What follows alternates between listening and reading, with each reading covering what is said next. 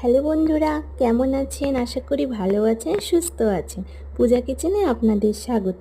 তো বন্ধুরা, আজকে শেয়ার করছি নতুন এক রেসিপি, ছানার পায়েস। এই ছানার পায়েস বাড়িতে এভাবে বানিয়ে দেখুন, খেতে দুর্দান্ত লাগে। কিভাবে বানাবেন চলুন দেখে নিন।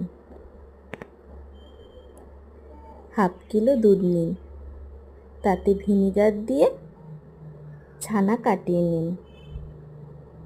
ছানা ভালো করে ছেঁকে নিন। অন্য কড়াইতে হাফ কিলো দুধ দিয়ে দিন। গোটা এলাচ দিয়ে দিন। দুধ ফুটে এসেছে, গুঁড়ো দুধ দিয়ে দিন। 1 কাপ নেওয়া হয়েছে। ভালোভাবে নাড়তে থাকুন। হাফ কাপ চিনি দিয়ে দিন। হাতের সাহায্যে ভালোভাবে ছানা মেখে নিন। ছানা মাখা যত ভালো হবে, ছানার পায়েসের স্বাদ তত দ্বিগুণ হবে।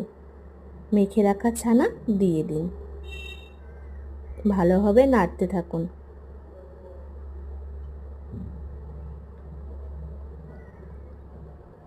ড্রাই ফ্রুটস দিয়ে দিন।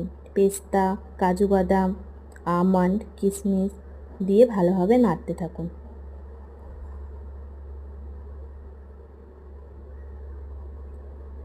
বেশ ঘন হয়ে এসেছে, এখন নামিয়ে ফেলুন।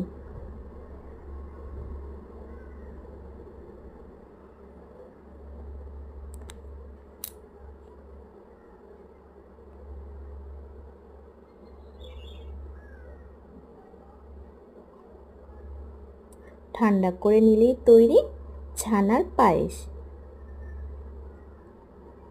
ধন্যবাদ বন্ধুরা, ভালো থাকবেন, সুস্থ থাকবেন।